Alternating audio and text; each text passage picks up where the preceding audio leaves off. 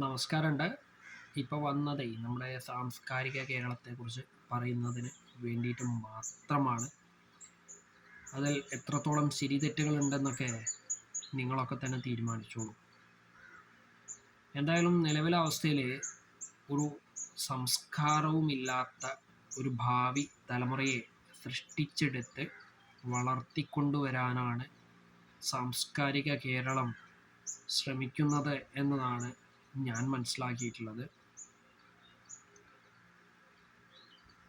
അതിന് പ്രധാന കാരണമായിട്ട് ഞാൻ മനസ്സിലാക്കുന്നത് നമ്മുടെ വിദ്യാഭ്യാസത്തിൽ വന്നിട്ടുള്ള മൂല്യച്യുതി തന്നെയാണ്.